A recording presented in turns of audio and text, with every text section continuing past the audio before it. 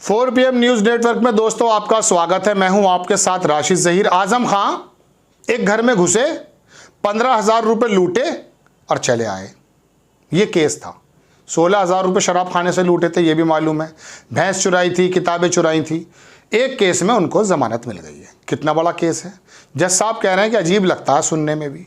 मैं आपको आजम खां का ये छोटा सा केस की खबर सुनाने नहीं आया हूं। मैं बताने ये आया हूं आपको कि खाली मुख्यमंत्री को जेल नहीं भेजा जा रहा है, ईडी के माध्यम से पकड़ा नहीं जा रहा है। जो छोटे छोटे नेता है ना प्रदेश स्तर के, उनको भी किस प्रकार से परेशान करके 2024 की राह को आम किया जा रहा है, 2024 के रास्तों को हमवार किया जा रहा है। ये है देखने की बात। पहले आप देख लीजिए आजम खां के बारे में।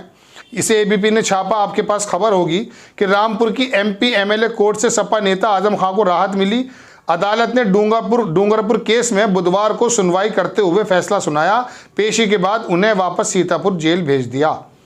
बड़ी अच्छी बात की साहब। 2019 में दर्ज लूट मारपीट के मुकदमे बेगुनाह बरी कर दिया। पूर्व मंत्री आजम खान सहित 7 आरोपियों को बरी कर दिया गया है। इसके अंदर आरोप क्या था साहब, इसके अंदर लिखा हो तो मैं बता देता हूं। आसरा कॉलोनी बनाई गई थी, मकान तोड़े गए थे, दुनिया भर की बातें लिख रखी हैं, लेकिन मैं तो अहम बात आपको बताना चाहता हूं।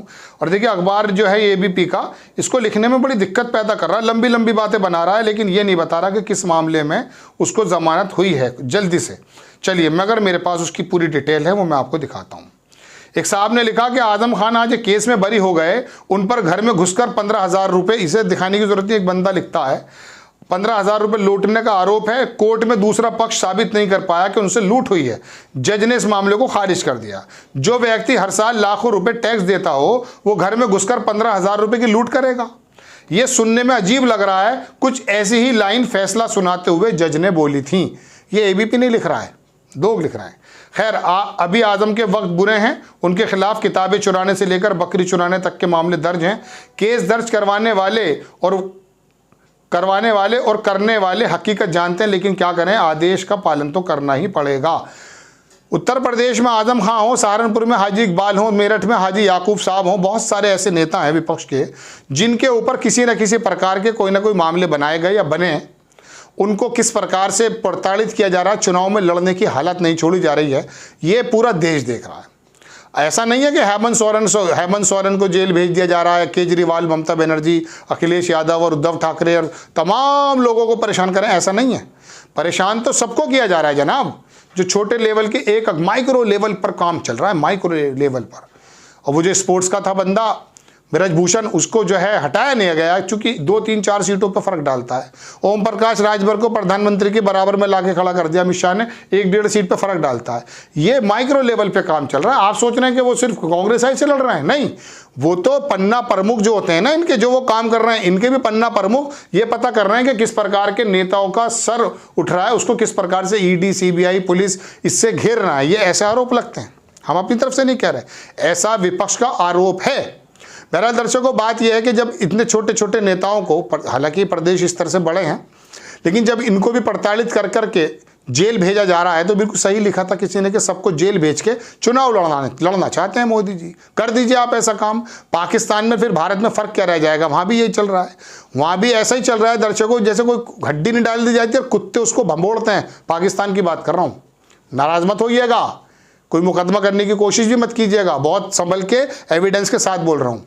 तो वहाँ जो ये चल रहा है काम के साथ हड्डी डाल दी जाए और डालने के बाद जो है कुत्ते भंबोड़ते हैं पाकिस्तान में, हमारे यहाँ ऐसी स्थिति पैदा करने की कोशिश की जा रही है क्या? ये सरकार हो गई क्या है ये? इसको आप हासिल करने के लिए, इसको सीधे तरीके से लेने के लिए या दूसरे तरह से हथियाने के लिए कोई भी काम करेंगे, कोई भी काम करेंगे।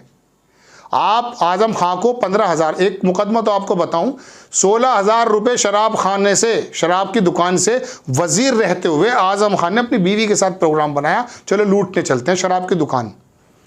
वो जो लिख रहा होगा आईओ, उसका कलम चल कैसे रहा होगा? वो लिखता हुआ क्या लिख रहा होगा? आजम खां अपनी पत्नी के साथ, मंत्री आजम खां अपनी पत्नी के साथ फला मोहल्ले में फला शराब की दुकान पर गए और गले में से 16,000 रुपये लूट के कट्टे के बल पे निकल आए। मतलब उसकी उंगली में दर्द नहीं हुआ, उसकी उंगली टूट कर नहीं गिर गई, उसकी अकल नहीं थी, दिमाग में क्या था उसके दिमाग में? गोबर ही तो हो सकता है। मतलब अकल में आने वाली बात है मैं यूँ कह सकता हूँ प्रधानमंत्री नरेंद्र मोदी जी बस में जा रहे थे, वहाँ जेब काट ली, ऐसा कह सकता हूँ क्या?